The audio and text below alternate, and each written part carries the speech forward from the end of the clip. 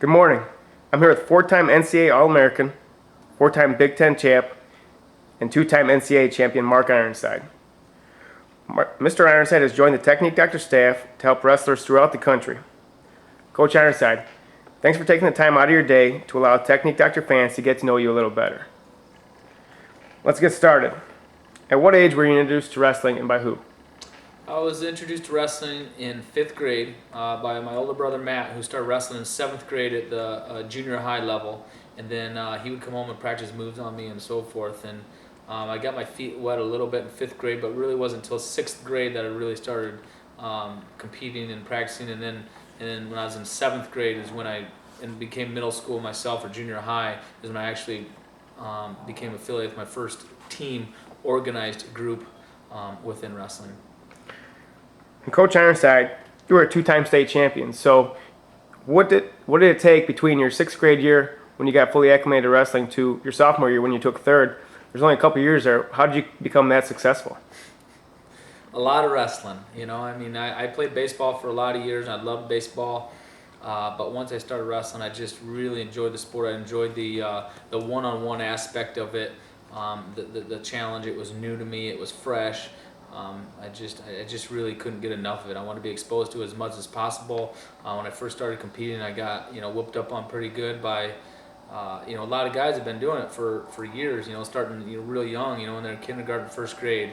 But then as I started getting into it more, I started getting closer and closer to them, and then started beating them, and kind of never looked back. And I just say it's attributed to just being fresh and being just wanting to compete that much and really catching on to things, pretty quick at that level in my life.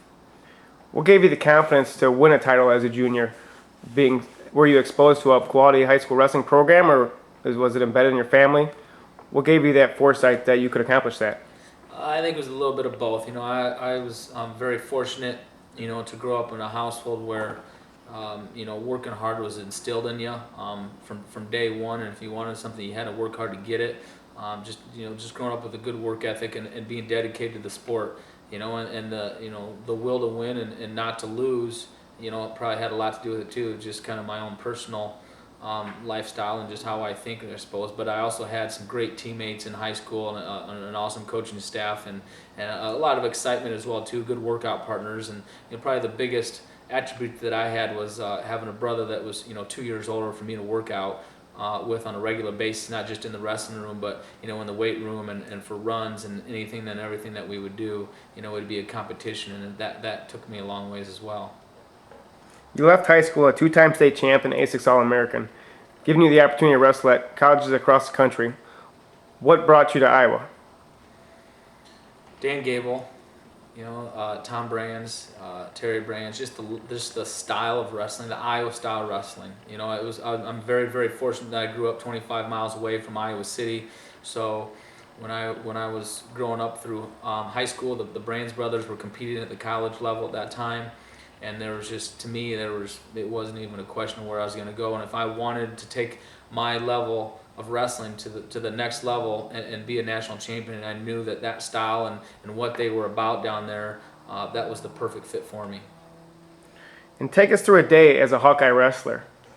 What's that like? What's going through the classes, going through the practice schedule? What's a typical day for you? It's really grueling. There's a lot of tough days in there. But it's part of it, and you become accustomed to it, and it's a lifestyle change for a lot of people. But you're getting up, you're getting your workout in the morning, whether it be a drill or a lift or conditioner or some little bit of everything, and then you go to your classes and try and stay awake and get the most out of those too, because without academics you're not going to have wrestling anyway. And then you go back into the room and you go through a good hard practice, depending upon the day, a team practice. And then you go after home, get a little dinner, maybe you've got a night class, or then you go to your study hall or study table, work on your academics, and then maybe even go in and get a third workout in, sometimes like a 9, 10 o'clock at night, just real quick, short, hard workout, and then start that day all over again, the very next morning. And going through these practices over the course of your college career, who was the one guy that you didn't necessarily get along with the best, but also helped you the best in the practice room? Who was your toughest practice partner? Toughest practice partner, I would definitely say, hands down easy, Tom and Terry Brands. Even though that they weren't teammates of mine, they're more so coaches. I was very fortunate that when I came to college, they were competing at the international level, winning world and competing for Olympic titles, and that I was very, very fortunate to be able to have them in there and go and battle with every single day, and they taught me a lot of hard knock lessons about wrestling in the room in the Iowa way, and really took me from one level to the next fairly quick. And I always say jokingly a lot of times, once I got out onto the mat and out of the practice room, it was almost like a vacation because I wasn't wrestling, Tom or Terry Brands a little bit. So, Coach Gable, he was one of those guys and those coaches in there that, can't but love the guy, but you hate the guy too. Just for a lot of stuff that he puts you through, the mind games that he puts you through, on the mental things. There's times that I would get pretty stingy with him and have to apologize later because I knew that he was right and I was wrong. All right, Coach Ironside, tell us the truth. How long did it take you to get your first takedown on one of the Brands boys? A long time. I don't know. A long time, I know that. I can remember sitting along the wall being pretty upset a couple of times, wrestling, especially Terry one time, and just wanting to keep going and going. I didn't want the practice to end, and I never did get takedown, it didn't happen very often, let me tell you. And as a Hawkeye wrestler, you guys are traditioned with strong work ethics and relentless attitudes. Was there ever an off season? Yeah, there is an off season. You got to have an off season. It's more so, not just for your body, but also mentally too. There's got to be a little bit of downtime. When you're in college, your downtime is, spring after like the U.S. Opens and stuff. That's over, and then like going into summer during camps. Then you can get some really good workouts in during the camp season. And then August, before late July, August, before you start school, can be kind of another off season. And it's real important at those times to, kind of get away from the room a little bit, get off the mat a little bit, and let your body kind of relax and heal a little bit, because there's a lot of obvious injuries that prolong over the whole entire year and in the life and the sport of wrestling, but even more so just mentally. And then you can come back fresh, ready to go again in September. Tell us about one of your greatest memories as a Hawkeye.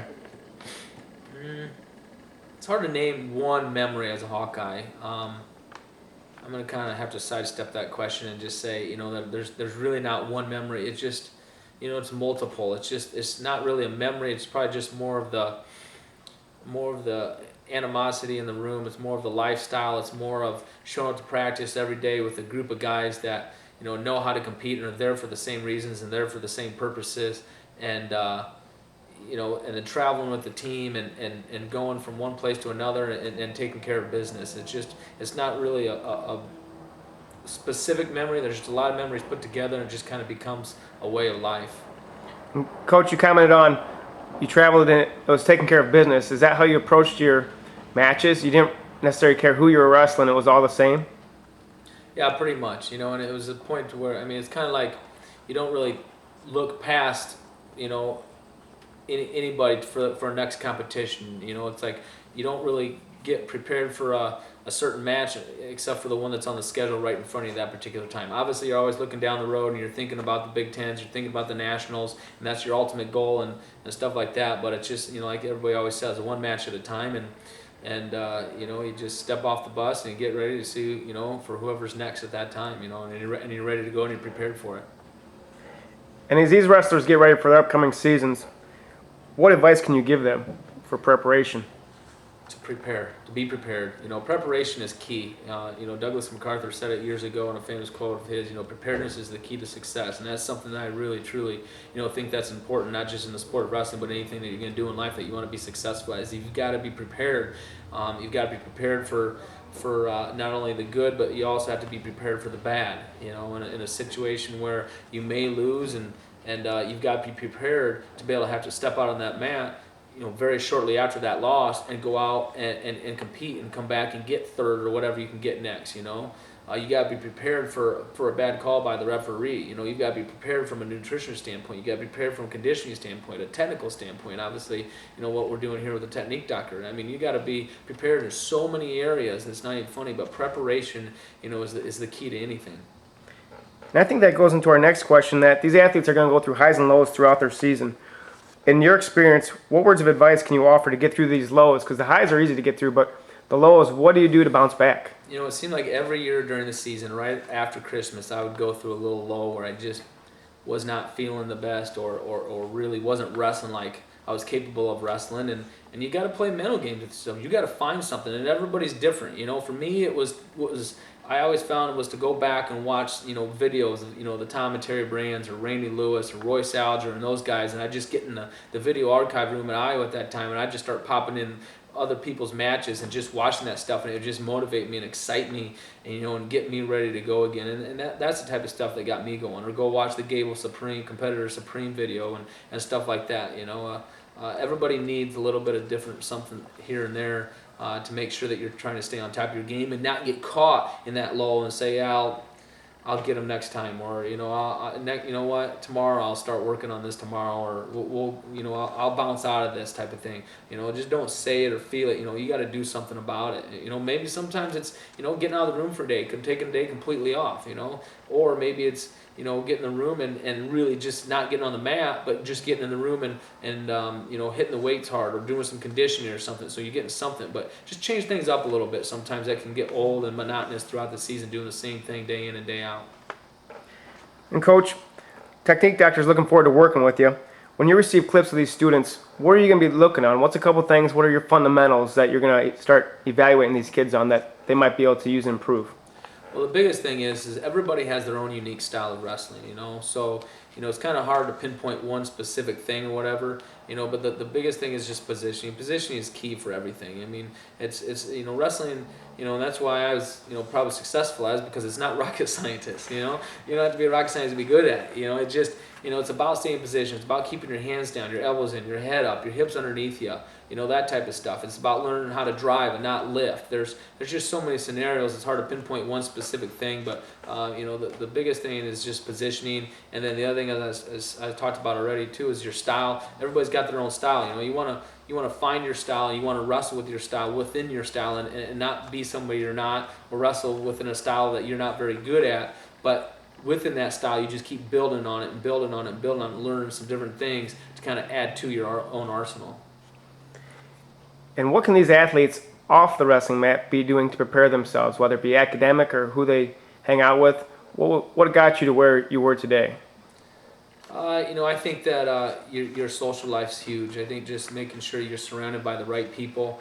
That's one thing that I was really lucky at. Growing up, I kind of made sure I was always around the right people that motivated me, excited me, had the same goals as me. I don't drink, I don't smoke, I don't chew, I've never done drugs, I've never done any of that type of stuff, and I think that that has a big role. I mean, I like to go out when I was in college and have fun and be social and stuff, but I just didn't need those extra things to inhibit me from reaching my goals in the sport of wrestling. I mean, I'm human and I like to have fun and go out with the guys, but just be smart about it, I guess, and just off season, watching what you drink, watching what you eat, try not, to drink, obviously the most and easiest thing is alcohol and stuff like that, but also, pop or whatever, especially during the season. Nutrition is so important, not going through and getting the Whopper, every day, for lunch or something like that. Just it's an everyday, it's a lifestyle of just living right. And then the more you do something where you're just eating right and you're getting some form of exercise pretty much in every day, you're just staying healthy, then it's going to make it so much easier that when you do get back in the season, you're going to be so far ahead and so much more prepared to be able to get in the season and attack, so that when you get there, you're not trying to play catch up from taking a month off or 2 months off or a whole entire 3 or 4 months off, and then to spend the first month trying to get back into shape and wean a bunch of fat off you and just kind of try and get back in the mode. You can skip right over that and get right into improving your wrestling and getting better and winning state titles. Coach Ironside, thanks for your time today. We know you are busy running your own business, Ironside Apparel, helping schools and organizations across the Midwest. Technique Doctor looks forward to working with you and enabling wrestlers the ability to get critiqued or receiving drills and instructional tips from you to improve their performance. Thank you. It's a lot of fun. I look forward to working with a lot of kids and helping those guys out. I mean, it's a lot of fun and watching people reach their ultimate goals and being good and taking people to another level.